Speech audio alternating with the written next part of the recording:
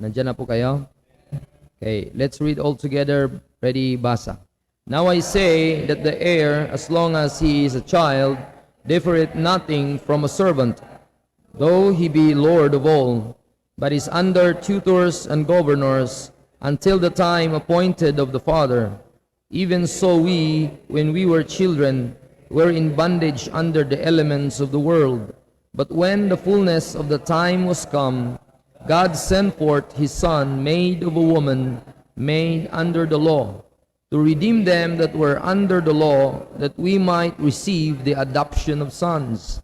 And because your sons, God hath sent forth the Spirit of his Son into your hearts, crying, Abba, Father. Let us pray. Our dear Heavenly Father, I thank thee for thou art our Lord and even our Savior. And thank you for great salvation freely given to us and those who believe, and we are one of the recipient of it. We are the one who responded by belief, yung offer niyo ng grace. And that's why we could say that we are not just regenerated. That's the first topic that we discussed for the past months, but also the next topic that we're going to tackle tonight is about the adoption of sons. And these are simultaneously a blessing na natanggap namin.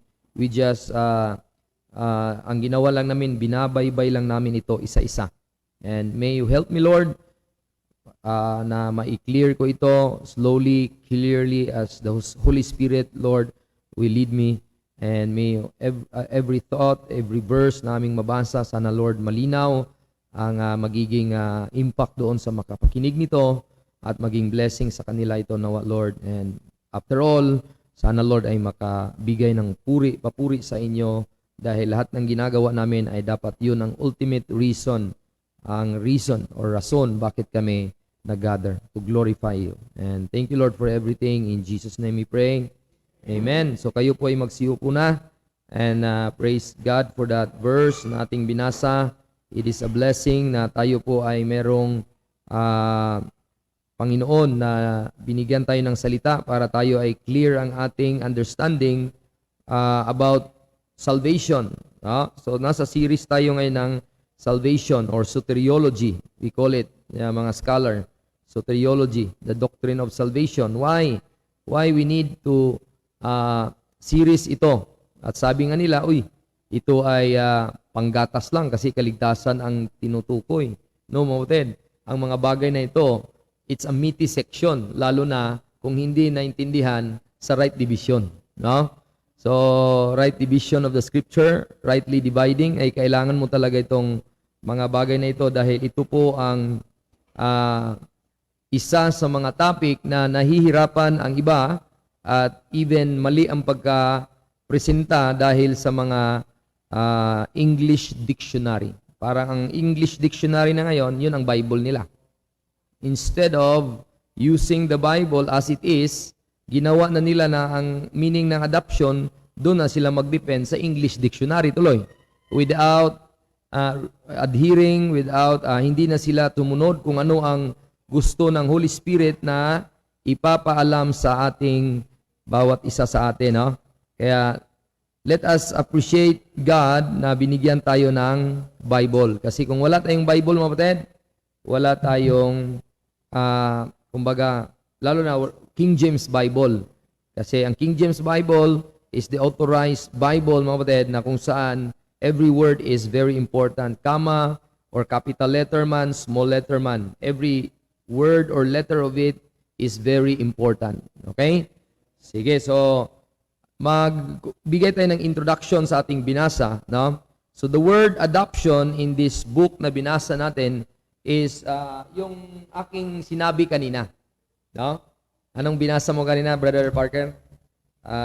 Yung isang servant ng Egyptian, he became the son-in-law ng kanyang daughter. So he became a son. He became a son. Kanya po. So the meaning of adoption is ano nga yung una na-discuss natin? Regeneration. Okay? Para makuha mo yung idea kung ano ang magiging takbo ng ating lesson tonight. So, makita nyo po, ang regeneration is you are imparted life by God and you became His child. We are all children.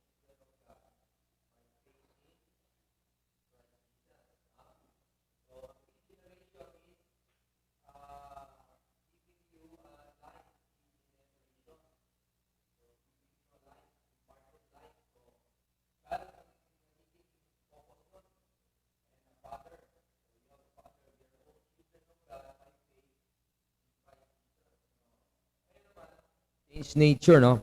Dito, change position. Bakit, mga kapatid? Bakit magsasabi kong change position? Kasi makita niyo po, mga kapatid, sa adoption of sons, iba po siya sa regeneration. Kasi from the word adopt, hindi lang siya, kasi pag sinabing adopt kasi sa mundo, yung isang bata na walang mama, walang papa, or talagang hindi kaya buhayin ng isang ina at ama, wala na siyang magagawa, itinapon siya sa basket, nung nalagyan sa kanal, naawa yung taong nakakita, kinuha na lang. Tapos nung kinuha, gawa ko ng process ito, i-adapt ko to, o something like that. Yun ang mundo. From other family to another family. Ganun ang term, di ba? So, yun ang unang makita mo kung pag sinabing adoption. Pero hindi lahat ganon sa Bible. Kasi generic yan na word. No? Alam mo yung generic na word? Something like, pwede mong ma-apply sa ibang bagay. Halimbawa, 220.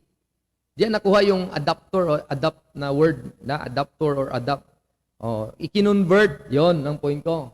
Another word of that is conversion. Convert. Hindi lang change of one place to another. No? I-convert mo siya. So makita niyo po, kapatid, na hindi lahat ng salita ay patungkol sa mundo na meaning or doon sa Merriam-Webster na meaning. Pero ang pinaka binasa natin is placing a person to be an adult son. Kaya nga sonship yan. Placing to be an adult son. So, and specifically mo rin, yung sons, adult son. So, or son. Makita niyo po rin, ang mga lalaking anak ng Panginoon, sila yung may access. Sila yung tinatawag na bibigyan ng placement para sila po ay i-recognize sa Bible na heir. Pag sinabi kasing son, ay, ang connection dyan ay tagapagmana. Okay, tagapagmana. So, makita natin mga kapatid, wala pong unahan. Halimbawa, si Brother Dante na unang na-save sa akin, ako ang huli. Ibig sabihin ba, marami siyang mana kaysa sa akin? Hindi po. Dahil kami parehong anak ng Diyos by regeneration. Pero dahil may blessing din tayo na posisyon na adapt tayo, may adoption of sons, kung anong nakuha mo, nakuha ko rin. Kahit nahuli akong na-save. Kuha niyo po ang point?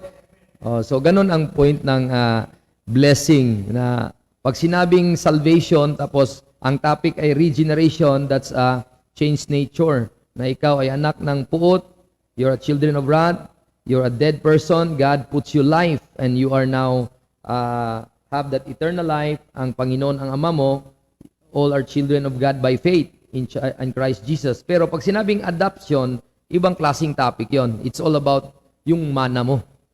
Ano po? It's all about yung mana. Si Kristo, sabi ng Bible, verse number 4, but when the fullness of the time was come, God sent forth His Son, made of a woman, made under the law. So, ang ibig sabihin nito, mga kapatid, bakit minention po na si Kristo dyan? Kasi na-mention yung sons, di ba? Si Kristo only begotten. No? Only begotten Son. Okay? Bakit only begotten? Yung Son, S-O-N. At siya din yun magbibigay ng, ang tawag doon, magbibigay ng access. Tingnan niyo po, verse number 6. Because you are sons, God sent forth the Spirit of His Son. So that only begotten Son, yun yung access natin sa Father. Nandun sa ating mga puso, ano ang sinisigaw? Sino ang sumigaw? Yung Spirito ng kanyang anak. Ano ang sinisigaw? Abba, Father. So ang Son na yan, yung Son na ito ay nagka-cry. May access siya sa Father at nagka-cry, Father. No?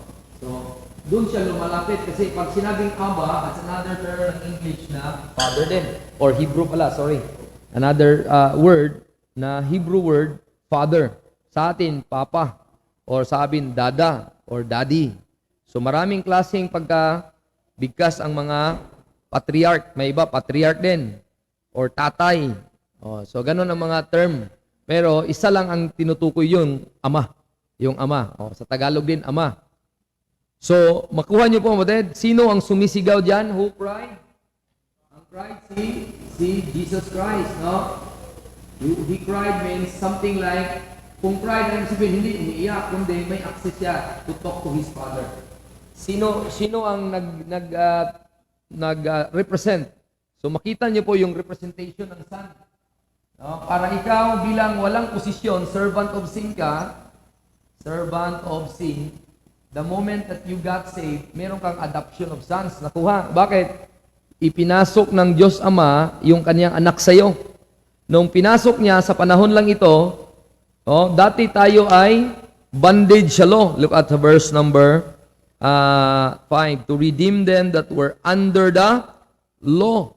So, ang sabihin doon, kahit sino ka man ang tinutukoy, kasi sa panahong ito, binibigyang diin yung tinutukoy niya actually, there is that mystery na namakuha niyo dyan. Kasi pag sinaming adoption kasi, it's all about Israel talaga. Dapat, tingnan niyo po, Hebrews chapter 9. Hebrews chapter 9. Kanino ba pag adoption na pag-usapan, kanino belong yan? Kanino na pertain yan ng word na adoption? Na pertain yan sa Israel. Verse number 4. Look at Romans 9 verse 4. Who are Israelites? To whom pertaineth the adoption and the glory and the covenants and the giving of the law and the service of God and the promises. So para yon, pero may mystery na hindi alam ng mga Hudyo. Ano yon? Yung ibibigay ng Panginoon Ama ang kaniyang anak sa bawat puso. Kasi pag sinabing sons kasi is perfect yan in the upon creation. Perfect. Bakit perfect ang apat na perfect na son na tinutukoy sa Bible? Unang perfect is anghel. Sila yung sons of God din. Number 2, si Adam. Okay? Number 3, Israel. Number 4 is si Jesus Christ. Siya yung son na isa lang S na capital, si Jesus Christ. That's number 5 is tayo. Okay, tayo. Mga believers. Okay, believers. Klaro po sa John 1:12, but as many as receive Him, to them give He power to become the sons of God. Kanya pa, ang meaning ng sons kasi mga kapatid ay perfect upon creation. But not Jesus Christ, hindi lang siya nagkasala. Lahat na yan, angels may nagkasala, pero sons of God sila upon creation. Adam, sons of God siya, pero nagkasala. Israel, sons of God siya, pero nagkasala. Believer, positionally, sons of God. May kayamanan sa taas, pero nagkakasala pa rin. Isa lang ang hindi nagkakasala na son of God, si Jesus Christ lang. Okay niyo po? So makita niyo po ang angels. I'll just randomly read a verse. Follow lang or mag-note lang kayo. Job 1:6. Now there was a day when the sons of God came to present themselves before the Lord, and Satan came also among them. So, sino yung sons of God? Yun yung mga angels sa Job 1 verse 6. Job 2 verse 1.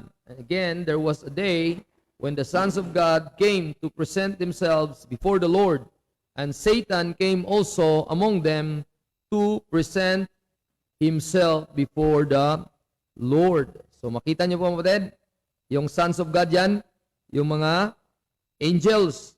Magsabi ka, bakit angels, pastor? Tingnan niyo po, kayo na magbasa naman. Job 38, 4-7. Kayo naman na magbasa. Iinom muna ako ng tubig. Nandiyan na po kayo, Job 38, 4-7. Okay, pakibasa nga po. Ready? Basa. Where was thou? Go. Lakasin po. Where was thou when I laid the foundation of the earth? Declare if thou hast understanding. Who hath laid the measures thereof, if thou knowest? Or who hath stretched the line upon it, whereupon are the foundation thereof are fastened? Or who laid the cornerstone thereof? 7.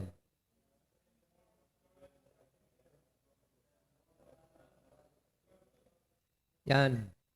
Ang morning stars are angels, and ang isa sa mga association ng word na ginamit ng King James Bible ay sons of God. So sila yung sons of God na tinutukoy ng Panginoon. Ano pa ang pinaka-verse na magpapatunay na ang angels are sons of God? Look at Genesis chapter 6 verses 1 to 4. Genesis chapter 6 verses 1 to 4.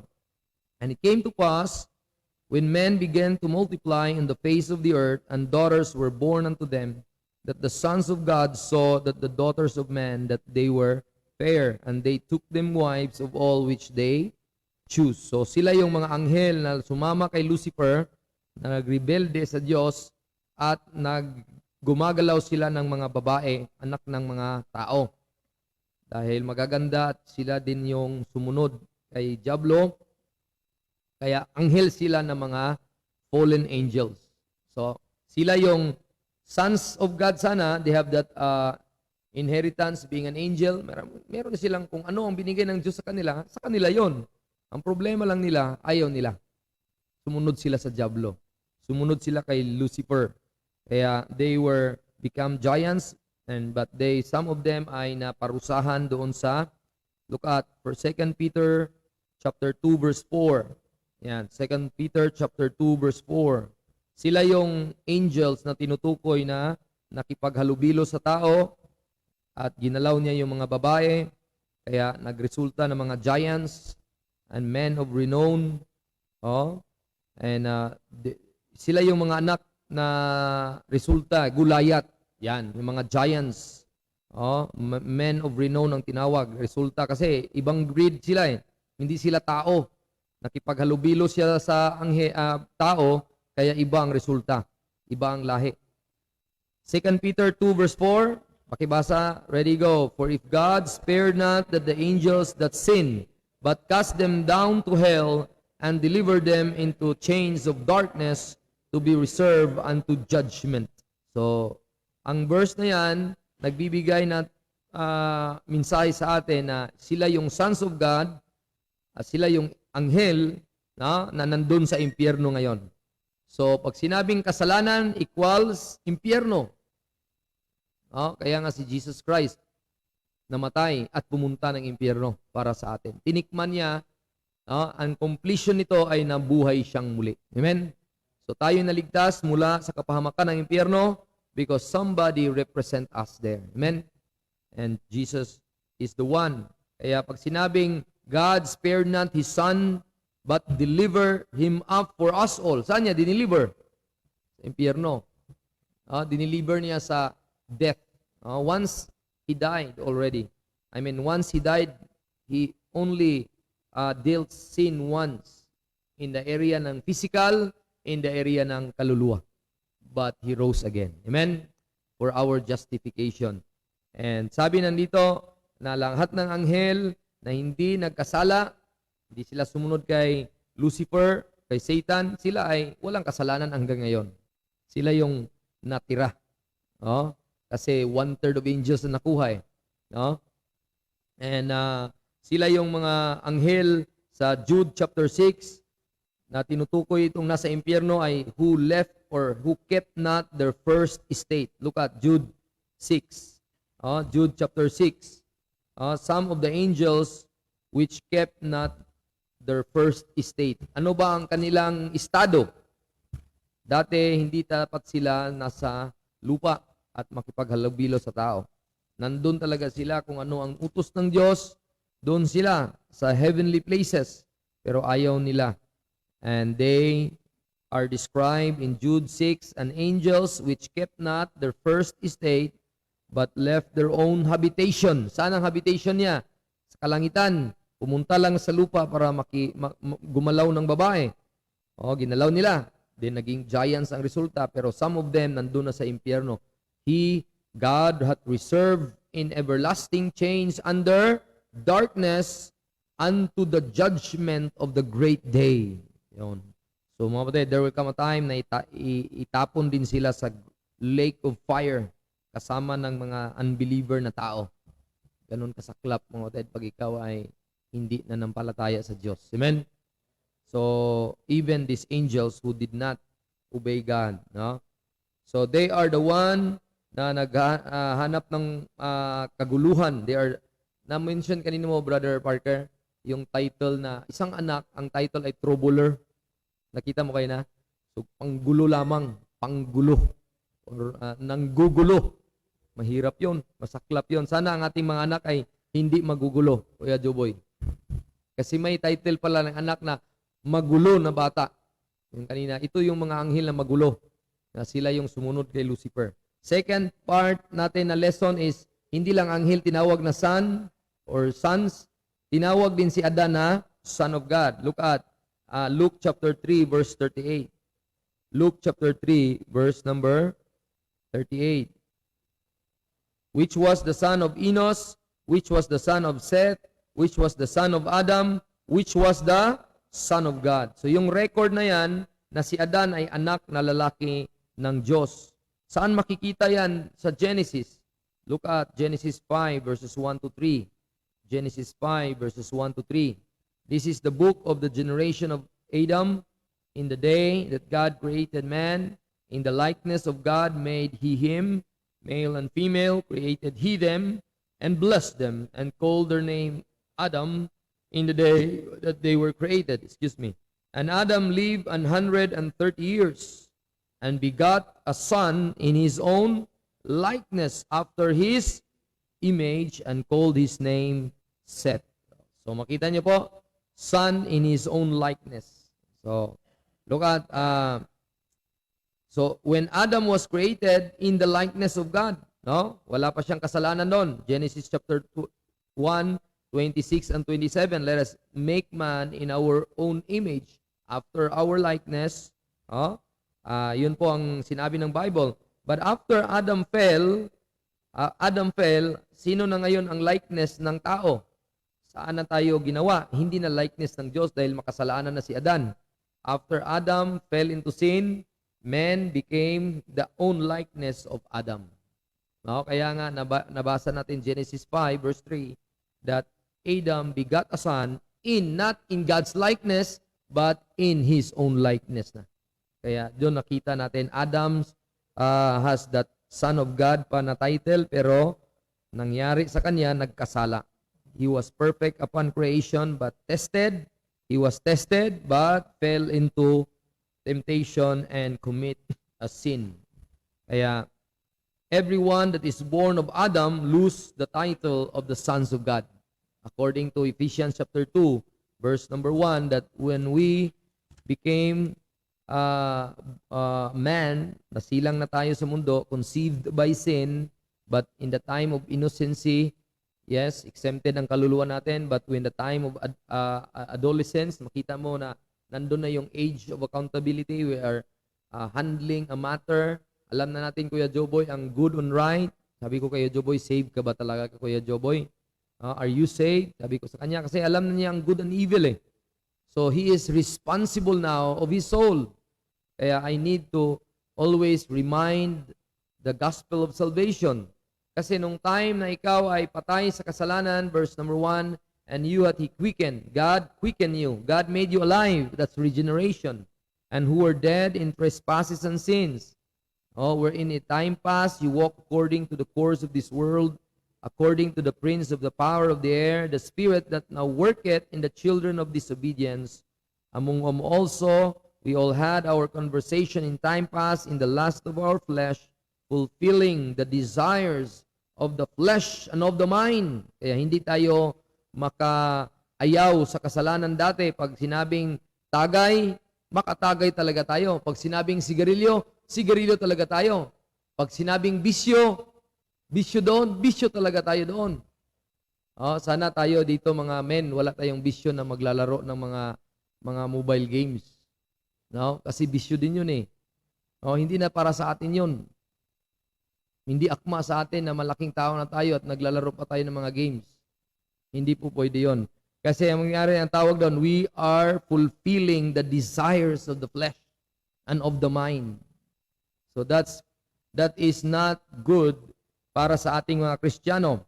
Because that the nature before sa atin, were by nature the children of wrath, even as others. Hindi tayo makapigil sa kasalanan dati sa ating desire, sa ating laman, At sa aking isipan, dahil anak tayo sa puot. We are children by nature, children of wrath.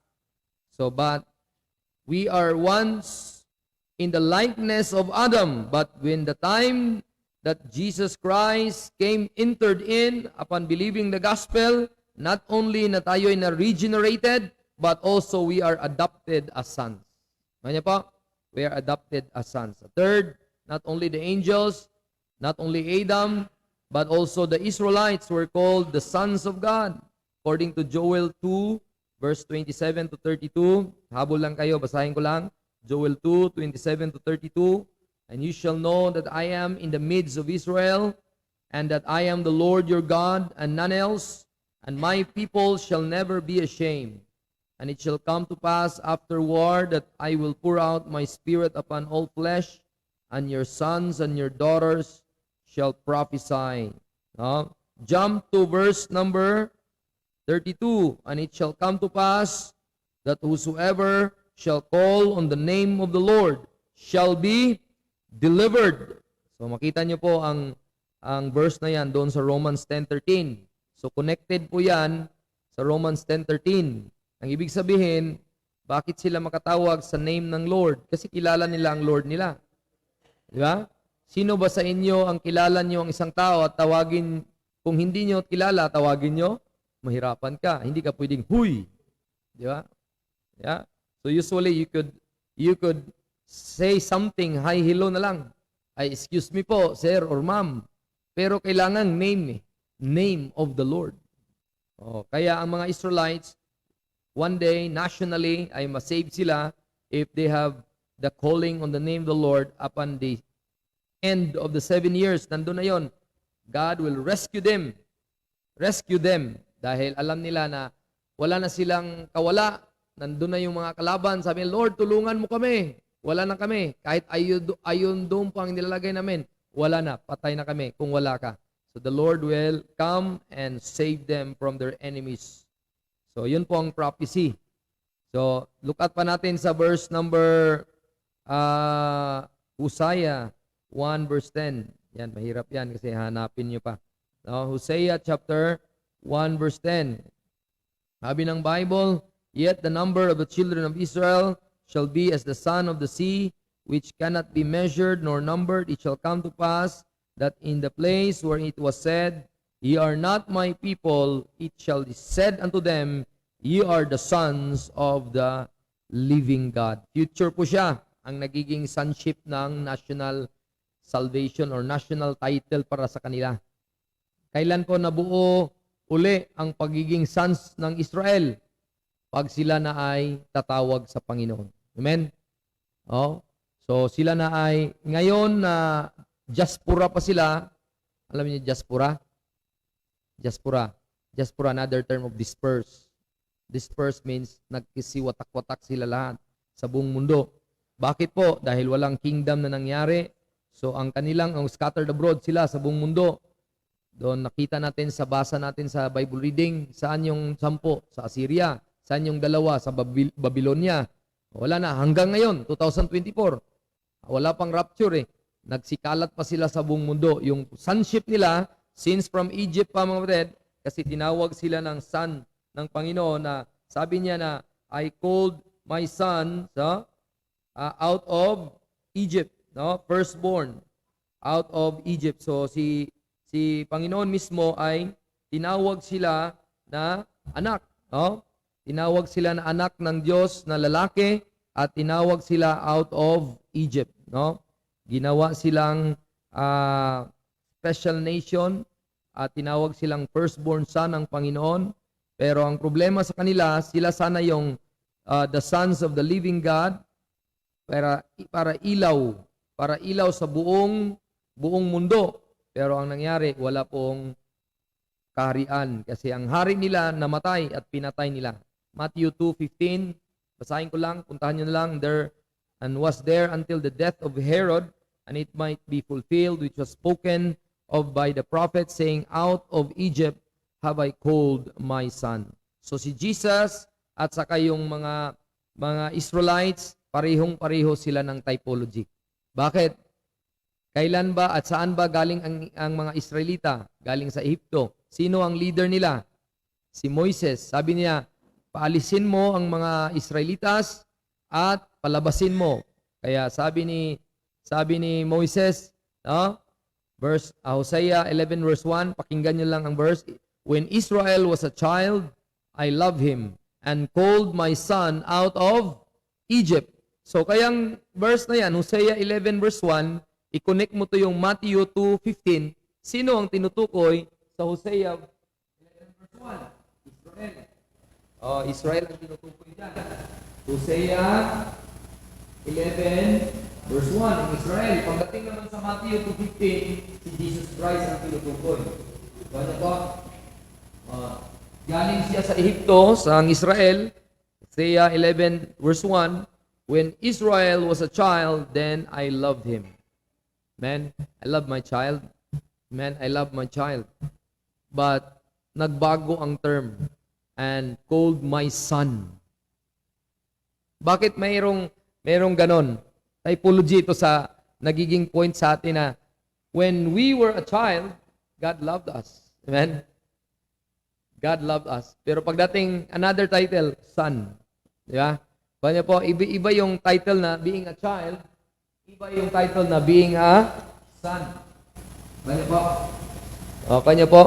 When Israel was a child, then I love him. Paano minahal ng Diyos? Of course, ginaid niya. Ginaid niya. Even from Abraham hanggang sa anak na 12 tribes, dumami yun eh. Papuntang Egypt na sila. Hanggang nandun na sila at hanggang pinalabas sila doon. Dahil, anong nasa Egypt? Anong nasa Egypt, mga Ted? Anong nasa Egypt? World, di ba? So, nandun ang world. Picture of the world. Si Paraon, ang hari ng sanlibutan ito. Picture ni Satan. So, mukha naman punto. So, pwedeng diretso tayo sa atin. We are picture like that. We are in the world. Amen? Look at sa Galatians. Back to Galatians. No? Ang believer, mga ay we are dead in sin in this world, blinded by Satan, the God of this world. But praise God, no? Hindi po ito naturo ng Old Testament. Si Apostle Paul lang po ang nagbigay ng message para sa ating mga Gentile. Balik tayo sa Galatians chapter 4 verse 4, no?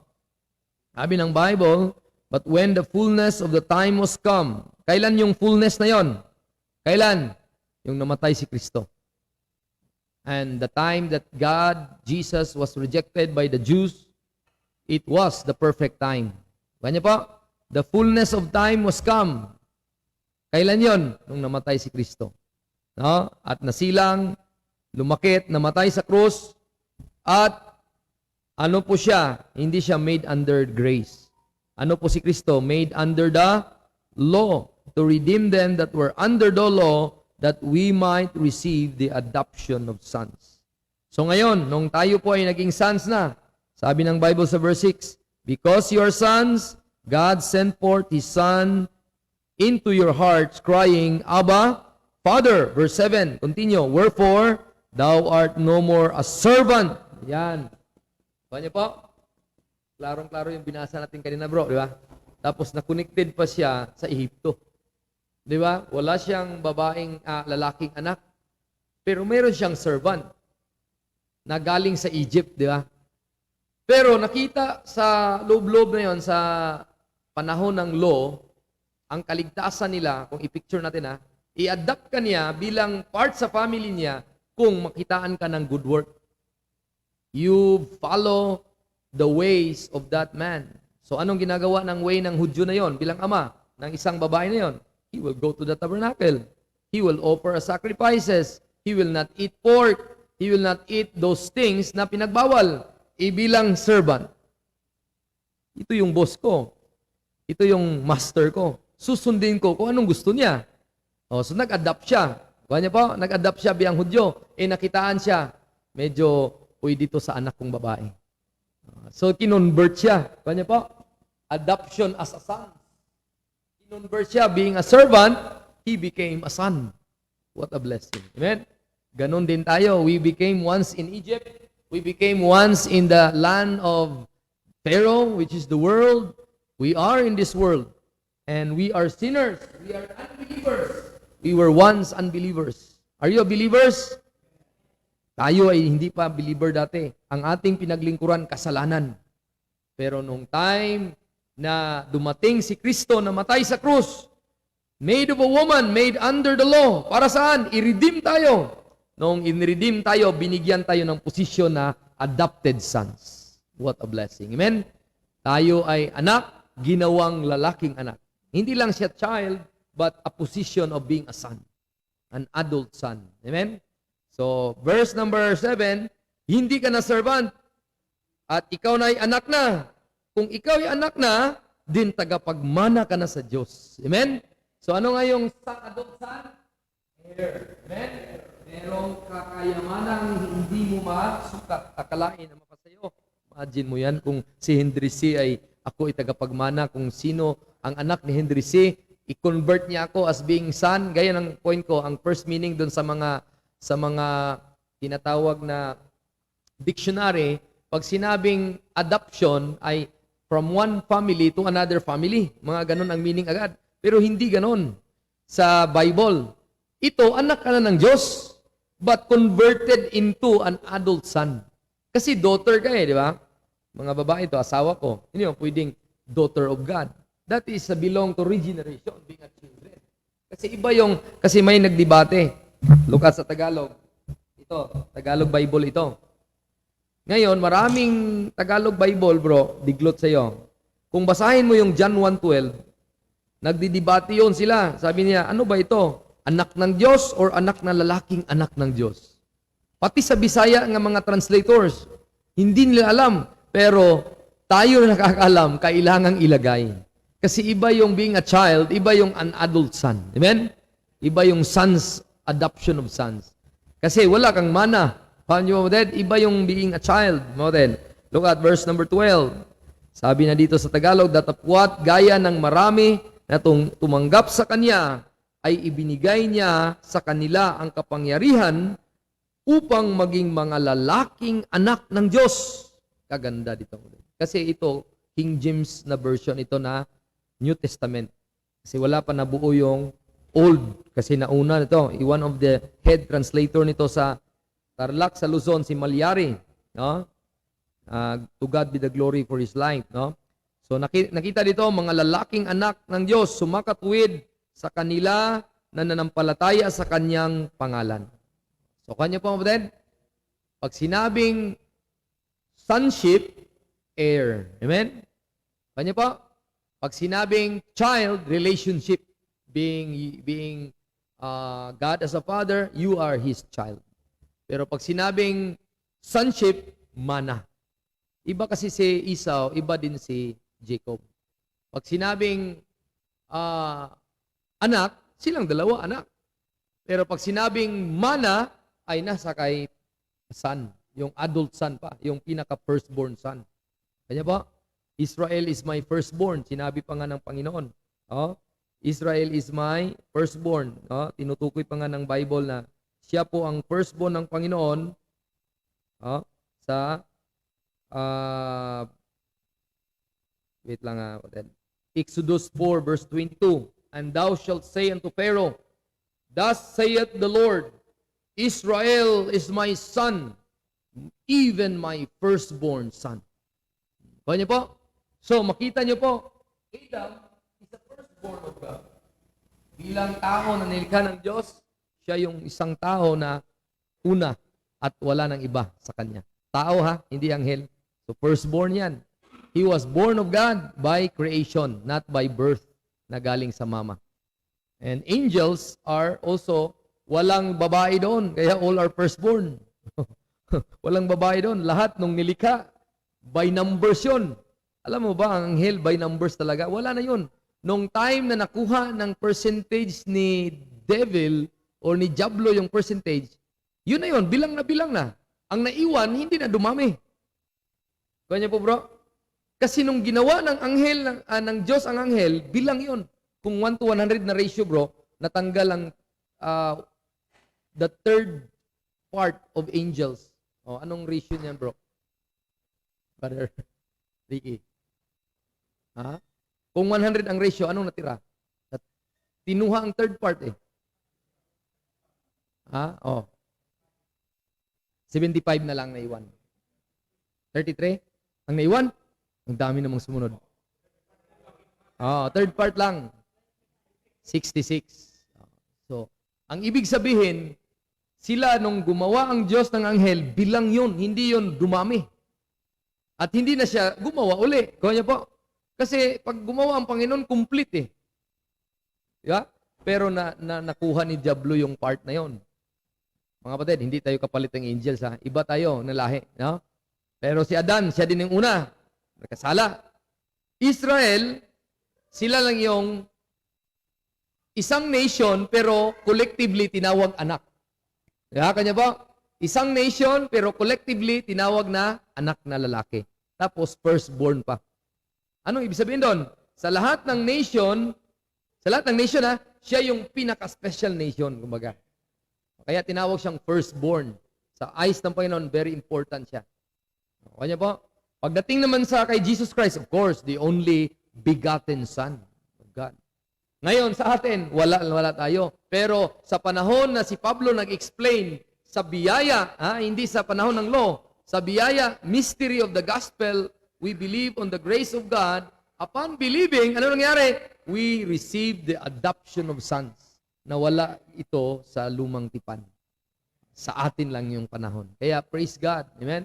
Na merong inireveal ng Panginoon na message na lahat ng believer na panahon ngayon, all believers who believe the gospel become the sons of God. No?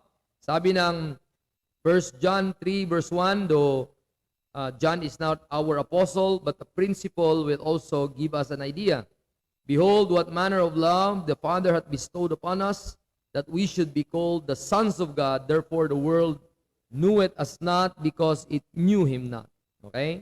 So, title po yun sa Israelites in the future, pero pwedeng sa atin na idea kasi God is our Father. Okay? The reasons why every saved persons are called to be the sons of God in our time. Because tayo'y makasalanan dati, pero nung nalinis tayo by the blood of Christ, we are given the nature and the image of Christ. Kanya po, Ephesians 4 verse 24, look at Ephesians 4 verse 24. Binigyan tayo ng bagong imahe. Gaya ng kanina, isang servant of sin, the image of the person nung i-convert siya to be son-in-law, kasi yung isang lalaki, kanina sa binasa ni Brother Parker, wala siyang anak na lalaki. So isang servant nagiging son.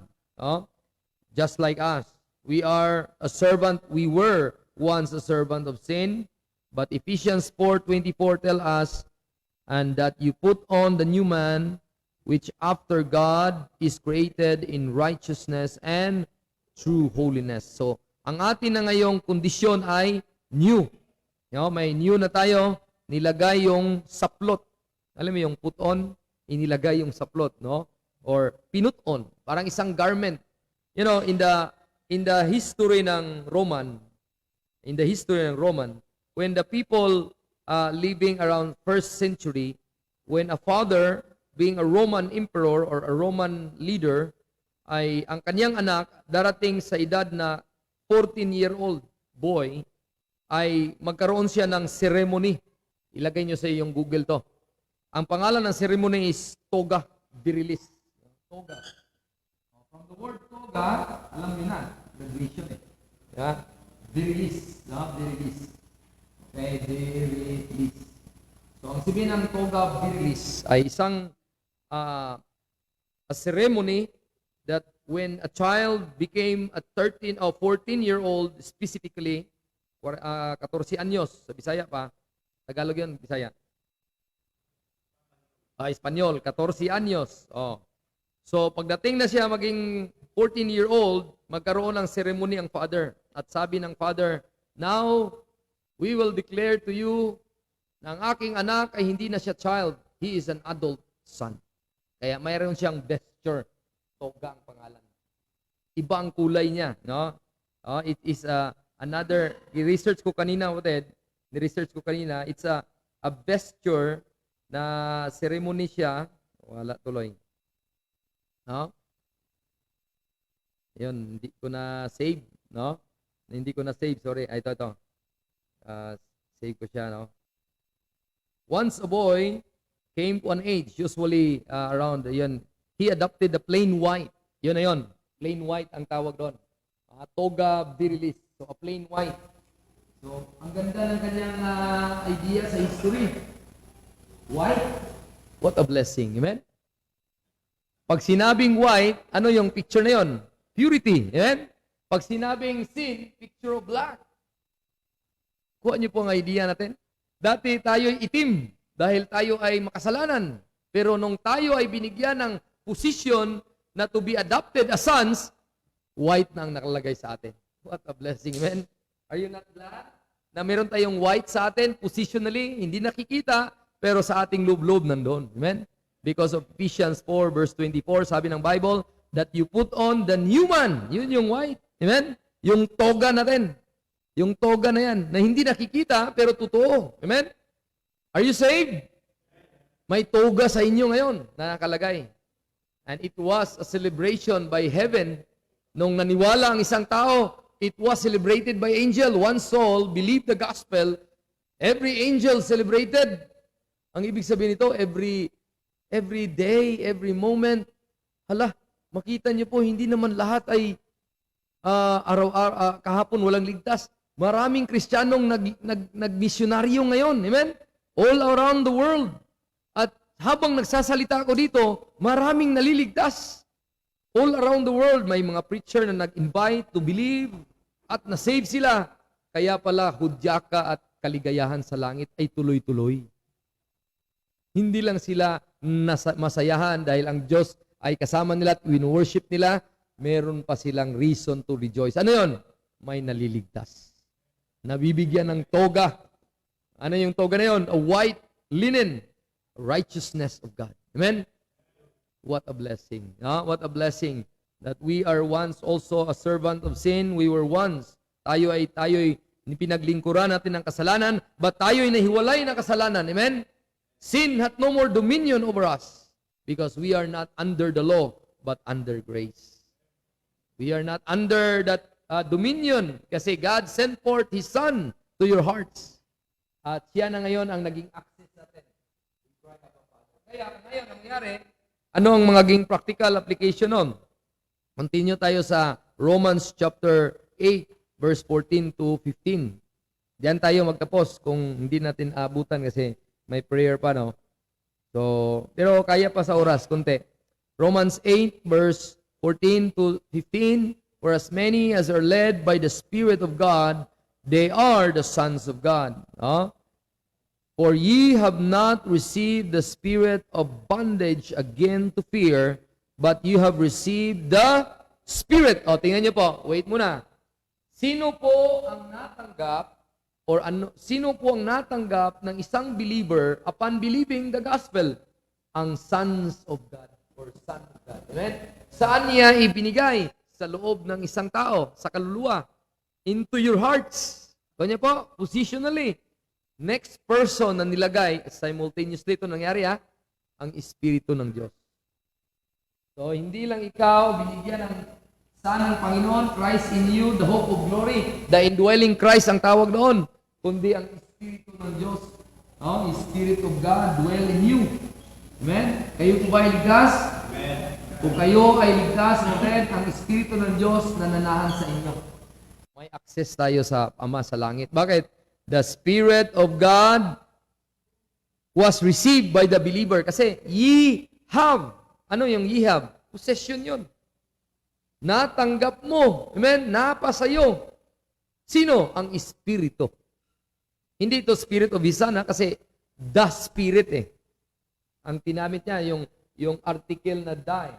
Hindi siya indefinite, kundi definite talaga, the Spirit. So natanggap natin yung the Spirit of, capital pa. Capital S pa siya. The Spirit of adoption. Ngayon, hindi na ngayon si Son ang nag-cry sa Father. Paano tayo makapunta sa langit? paano tayo makapunta sa langit at magdulong ng ating mga panalangin mamaya? Through the Spirit. Kanya po? Kasi hindi na siya ang umiiyak. Sino nang umiiyak dyan? Ang believer. Siya nang may call. Siya nang may access. Sino ang nagbigay access? Spirit. Amen? Because of the adoption, meron ka ng privilege and a right, a power na you could call God. Amen? Kanina, ang in behalf sa iyo, ang anak ng Diyos ang tumatawag. Yeah? He cried, Abba, Father. God sent forth the Spirit of His Son into your hearts, crying, Abba, Father. Kaya assured ka na may nag-represent sa iyo doon. Then, ikaw naman na believer, habang nasa earth ka pa, nasa lupa ka pa, wala ka pa sa langit, ang iyong totality nito, kasi nasa laman pa tayo, we could cry to God and say, Father, Papa, Ama ko, Amahan, tabangi ko. You could cry, Abba, Father. Amen? Because of the spirit of adoption. So, ano ngayong access? Pag sinabing sons ay may mana. At hindi lang yun, may access mo rin. You could cry, Abba, Father. So, you have that access. Kaya mag-pray tayo. Saan tayo mag-pray? By that spirit na binigay ng Panginoon, we could utter. Actually, kung mag-pray tayo, hindi naman tayo talaga kayang mag-utter ng words. Tingnan niyo po. Sino ang nagbibigay sa atin ng words na dapat yun ang ating ipinag-pray? Ang Espiritu ng Diyos. Dinedirect lang tayo niya kung paano tayo mag-pray. Look at. Saan tayo sa verse 15 na tayo, no? Tuloy tayo sa verse 16. Sabi ng Bible, the Spirit itself beareth witness with our spirit that we are the children of God. So siya yung witness sa ating prayer. And if children, then heirs of God, joint heirs with Christ, is so be that we suffer with Him, that we may be also glorified together. For I reckon that the sufferings of this present time are not worthy to be compared with the glory which shall be revealed in us. Verse 19, for the earnest expectation of creature waited for the manifestation of the sons of God. Paano tayo nagkaroon ng title ng Son of God? Because of the Spirit of God and because of the Son of God, Jesus Christ. Positionally, binigyan tayo ng posisyon na maging sons of God. For the creature was made subject to vanity, not willingly, but by reason of Him what subjected the same in hope. Verse 21, because the creature itself also shall be delivered from bondage of corruption into glorious liberty of the children of God. Verse 22, for we know that the whole creation groaneth and travaileth in pain together until now, and not only they, but ourselves also, which have the first fruits of the Spirit, even we ourselves groan within ourselves, waited for the adoption. So, iba rin yun. Pag sinabing adoption, gaya sinabi ko sa inyo, yung hindi lahat lang word adoption ay transfer from one family to another family, it also means conversion, translation. Na ikaw na nasa lupa, makasalanang katawan, kukunin ng Diyos yung kaluluwa, papalitan ang katawan mo ng katawang langit. Anong tawag doon? Adoption of the body.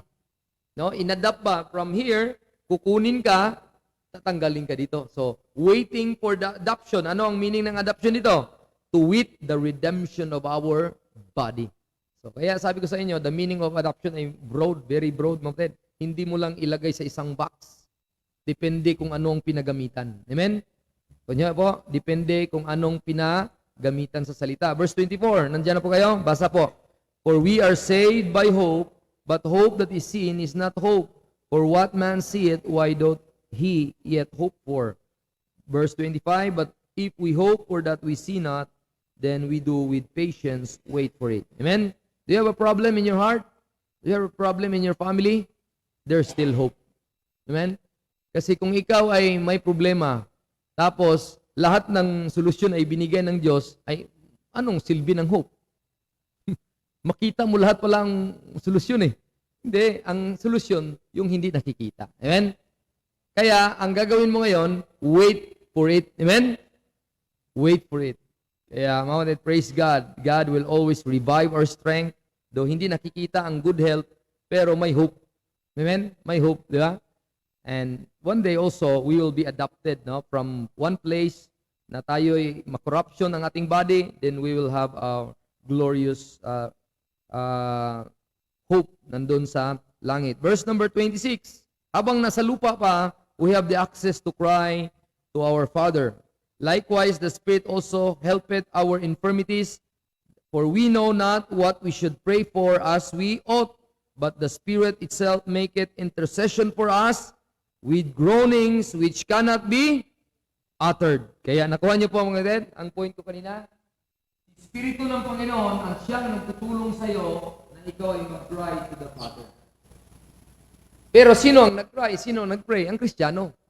Kaya lahat ng mga nagsasabing Kristiyano at saved, ang laman ng prayer niya directed at na-guide ng Holy Spirit. Amen? Problema na lang kung baka ang hingin niya puno sa kanyang carnality. Talagang hindi spirit-filled yon, hindi spirit-led. Amen? Kaya kung ikaw naman ay maghingi ng bagay sa Panginoon, sino ang nasa gilid mo at nagtutulong sa iyo nga anong sasabihin mo sa Diyos? Parang sabi mo, Lord, bigyan mo ko ng ganito, Lord. Sabi ng Espiritu. Lord, tulungan mo ako, Lord. Ito kasi ang gagawin ko, Lord. Sabi ng Espiritu, Panginoon, ito kasi dapat kailangan niya. Alam niyo po, gano'n ang nagiging work ng Holy Spirit. Hindi mo talaga alam minsan kung anong sasabihin ng words mo, pero si Holy Spirit ang mag-help sa'yo. Kasi the word infirmities, pag sinabing salitang ugat niya ay firm. Ano yung firm? Matibay, brother. Firm. Salita na yan sa English firm. Pero pag sinabing parang, kuan ba? Pag sinabing negative, positive, yan ay positive yan. Matibay yan Pag gawin mong negative, anong gagawin mo? Infirm. Kanya po? Infirm. So pag sinabing firm, strong ka. Pag ikaw ay mahina, anong gagawin mo? Tanggalan mo at lalagyan mo lang ng I-N, infirm ka.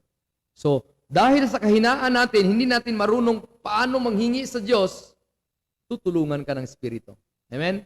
So, kaya pala may answered prayer. Kahit mali yung pagka-utter mo, somebody and utter a right words for you. Bakit nangyari yon? Because of the adoption of sons. Amen? Because of the adoption of sons. Kaya hindi lang kayamanan ang nasa atin, access pa ang Espiritu tumutulong sa atin. So we don't have time. Part 2 lang tayo next time. Mga kapatid, makita natin na tayo ay may robe which is white, and praise God, tayo po ay mamuhay na tayo na we have that celebration always in our life. Lord, thank you for saving me. Now, mayroon na tayong robe which is the new man. If any man be in Christ, he is a new creature. Old things are passed away. Behold, all things are become new. So you are not a servant of sin. Kaninong servant ka na? Doon sa mismong nagbibigay sa iyo ng adoption of sons. Amen? Nagbibigay sa iyo ng karapatan na mapamana kung ano ang nasa kanya. So, are you not glad na meron tayong ganun, mga kapatid? So, ang magiging application yun, bakit malungkot ka? Yun doon Bakit malungkot ka? Ano, wala ka bang pera? Or wala kang, may iniinda ka ba sa buhay? May mga inaalala ka? Paano ito? Paano iyan? Ano kaya mangyari sa akin? Pag mamatay ako, kayang buhayin ni Kuya Joboy si mama niya. Sabi niya, wala ako, dapat siya si firstborn Kung sino si Papa, dapat yun yung manner ni firstborn son, Kuya Joboy, di ba? Mga kapatid, ito yung assurance. Kahit buhay ako, ito ipakilala ko sa inyo, ito yung application kahit buhay ako, at tinitingnan ko yung asawa ko, binabantayin ko asawa ko, binabantayin ko anak ko, alam mo kung sino nagpo-protect palagi? Kahit wala na ako, ang Diyos. So, kahit mawawala man tayo sa mundong ito, ama or husband, God can take care of your family as much as mas maganda pa ang care niya kaysa sa'yo. Bakit? Namatay nga siya para iligtas ang kaluluwa ng asawa mo ang anak mo. At mag-alala ka at ano kayang mangyari sa pamilya kung mawala na ako. Ganito ang mangyari. Anong mangyari sa kaluluwa mo muna kung mamatay ka? Yun yung unahin mo. Mahirap din mag-alala ka sa pamilya pero hindi ka pala saved. Unahin mo yung kaluluwa mo. Pangalawa, ipag-pray mo na sana ligtas din yung mga anak mo at mga... Kasi mangyari kasi, nag-alala ka sa physical, kung anong kakainin, anong bahay, anong kuan. Mga kapatid, ang real na kayamanan is yung adoption of sons. Kayamanan ng Panginoon, di ba? Yun ang pinaka-real. Pero, alam mo natin, nag-alala tayo. Nag-alala tayo. Pero, yun ang assurance natin. God can take care of your family as much as He could take care. Even now, mas magrabi pa ang care ng Panginoon kaysa sa iyo bilang husband. Kaysa sa iyo bilang wife sa iyong husband. Paano kaya ang husband kung wala ako? Di ba? Magano ng mga wife eh. Paano kaya ang aking anak kung wala na ako? Or si mama kung wala ako? So, mga kapatid, ang sa atin na lang, kapatid, let's trust the Lord. Amen? Let's trust the Lord. Na He has given us that blessing of salvation. Regenerated tayo, adopted tayo, meron tayong kayamanan, meron tayong access. Kaya we could cry to God, Lord, help us. Help us. Amen? So, kayon, magtawag tayo sa Panginoon with the prayer warrior natin. Tawagin natin ang Panginoon. So, let's ask Brother, sino yung una? Brother Bernie, tapos i-close tayo ni Brother Iman. Sige bro, dito bro, sa harap bro. You could stand, Mawden, and as we close this with the prayer items, petition, i-apply na natin ang natutunan natin